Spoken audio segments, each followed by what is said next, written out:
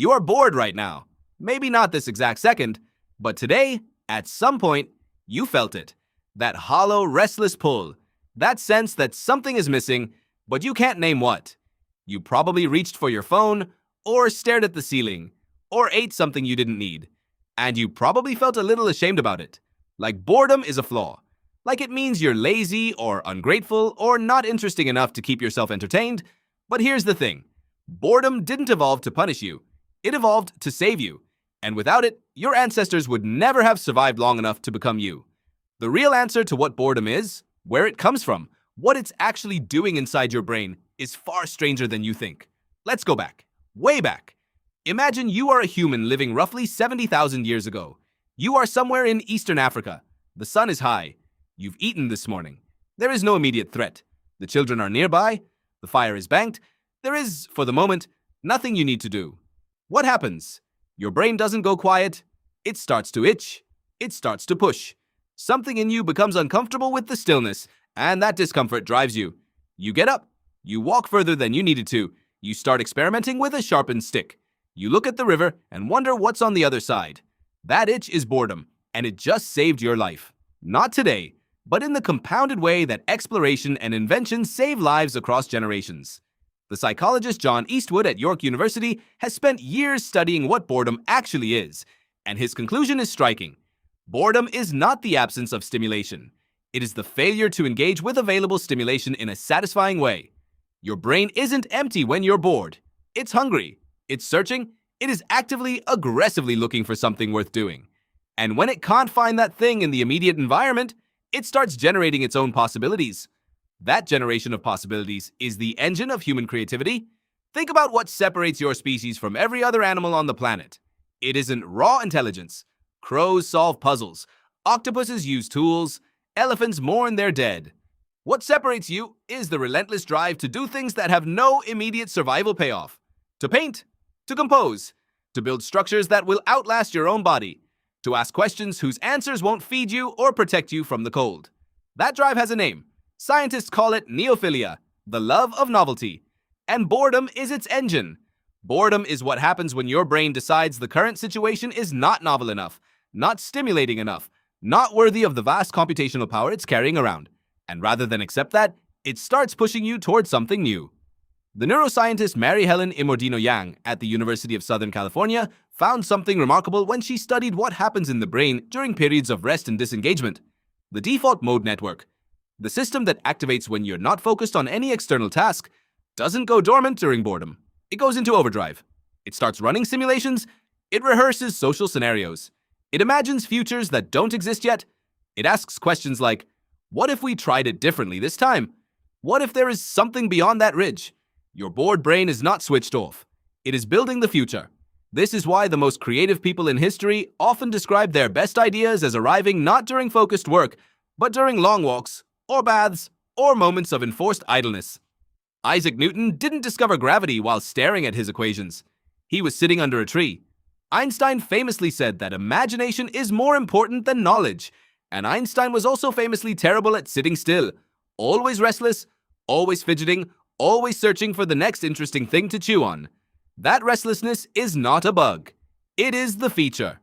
Now consider what happened to your ancestors who didn't feel boredom, who were content to sit, who felt no itch when the immediate task was done. They stayed in the same valley. They ate the same food. They made the same tools in the same way. When a drought came, or a predator arrived, or the game moved on, they had no innovations to fall back on. They had not explored because they had never felt the pressure to explore.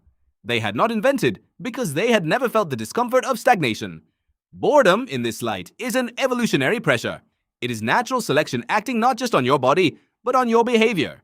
The individuals who felt boredom most intensely, who were most uncomfortable with sameness, most driven to seek novelty, were the ones who discovered new food sources, new territories, new ways of solving problems. Their genes and the neurological wiring that created their restlessness are inside you right now. You are the descendant of the most bored humans who ever lived. The anthropologist Miriam Kanan-Boker has studied the evidence of early human expansion across the globe and found that the pattern of migration doesn't map cleanly onto resource scarcity. Humans didn't just move when they had to, they moved when they could. Across land bridges they didn't need to cross. into territories where the survival advantage was unclear, into cold regions, high altitudes, dense forests. The data suggests that curiosity, that boredom-driven hunger for what's on the other side, was a primary driver of human expansion, not just a secondary one. In other words, you didn't end up on every continent because you were hungry. You ended up on every continent because you were bored. Here is the counterintuitive part. In the modern world, you have built an entire civilization dedicated to the elimination of boredom. You have a device in your pocket that can provide you with an infinite stream of content. Music, video, conversation, news, games, all of it available instantly, continuously, endlessly. You have engineered a world in which the bored brain never has to generate its own possibilities, because the possibilities are always being handed to it from outside. And something strange is happening as a result. The psychologist Sandy Mann at the University of Central Lancashire found that people who are allowed to be bored, properly bored, without the option of immediate distraction, show measurably higher levels of creative thinking afterward than people who are kept continuously stimulated. The bored brain, forced to turn inward, starts doing the thing it evolved to do: generating, imagining, inventing. But the stimulated brain, the brain that is always consuming, never has to generate anything. It becomes a passive receiver rather than an active creator. You are feeding your brain so constantly that it has forgotten how to feed itself. Think about the last time you were truly bored. Not for 5 minutes while your phone loaded, actually bored with nothing to do and no screen to reach for. When did that last happen? For many people, the honest answer is, I can't remember. Boredom has become a gap to be filled rather than a signal to be listened to. And in filling that gap the instant it appears, you are silencing the evolutionary voice that your ancestors depended on to push them beyond what was comfortable and familiar. The itch is still there. The hunger is still there. Your brain is still running the same ancient software that drove your great-great-grandmother out of her valley and into the unknown. But every time you feel that itch, you pick up your phone, and the itch goes quiet, and the simulation never starts. And the future your default mode network was trying to build never gets built. Boredom is not a problem to be solved. It is a message to be read. It is your brain telling you that the current situation is not worthy of everything you are capable of. It is the evolutionary pressure that made your species the most creative, the most expansive, the most restless force on the face of the planet. Every time you silence it instantly, you are muffling a signal that took 70,000 years to develop. The next time you feel it, that hollow, restless pull, try something your ancestors would have done instinctively. Don't reach for the phone. Sit with it for a moment. Let the discomfort do its work. Let your brain start running its simulations, building its possibilities, asking its questions.